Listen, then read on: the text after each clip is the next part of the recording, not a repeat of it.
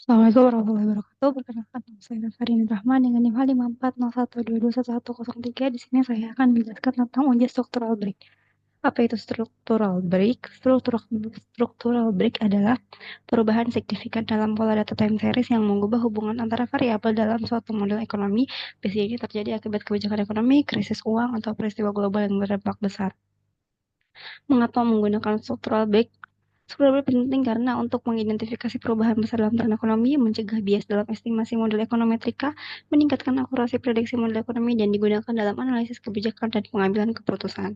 Selanjutnya, kapan struktural break ini dilakukan? Ketika terjadi perubahan kebijakan ekonomi, perubahan suku bunga, reformasi pajak, terus krisis ekonomi atau keuangan, saat terjadinya perubahan struktural dalam industri atau teknologi, serta akibat peristiwa global seperti pandemi atau konflik geopolitik. Siapa yang menggunakan ekonom untuk menganalisis dampak kebijakan ekonomi, investor dan analis untuk memahami perubahan pasar, pemerintah dan pembuat kebijakan dalam perencanaan ekonomi, serta akademisi dan peneliti dalam studi ekonometrika dan statistik.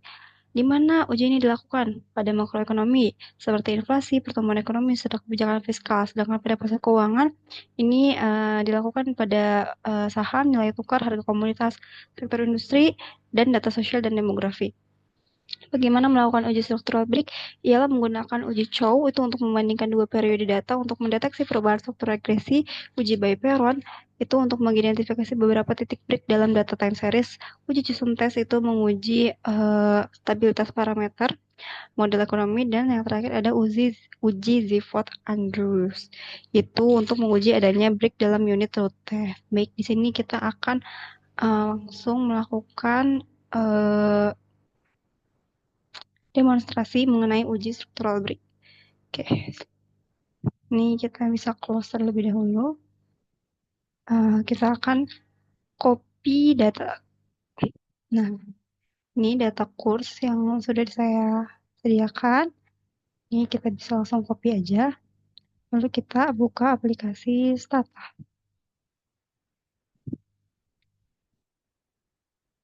Nah, seperti biasa kita masukkan menggunakan variable names. Oke, setelah dimasukkan, lanjut kita akan ketik di comment itu seperti biasa gen T sama dengan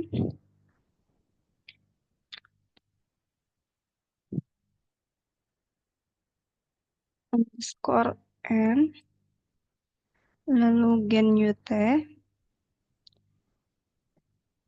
sama dengan td buka kurung.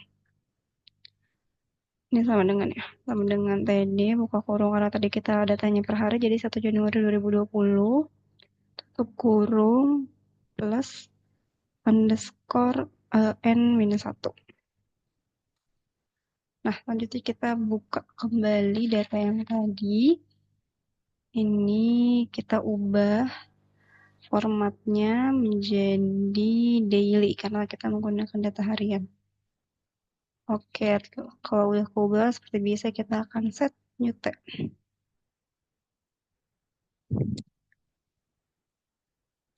Nah, sudah terdeteksi. Selanjutnya kita akan melihat grafiknya dengan ketik TS line course.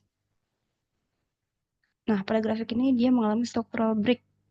Dapat terlihat ya ada perubahan yang cukup mendadak dengan lonjakan yang cukup tinggi. Selanjutnya kita akan ketik lagi di command untuk melihat struktural break-nya dengan regress course. Nah, kita akan uji nih. Dengan uji Chisholm test yaitu dengan ketik stat sb Chisholm. Nah, di sini dapat dilihat ya. Ini mengalami struktural break setelah ya kira-kira ada di bulan Maret. Nah, kita akan tahu nih kira-kira pada tanggal berapa struktural break ini terlaksana. Oh ya, di sini kan dia tes statistiknya sudah lebih besar dibanding critical value yang lain, maka berarti dia tolak H0 dan terima H1, jadi dia memiliki structural break.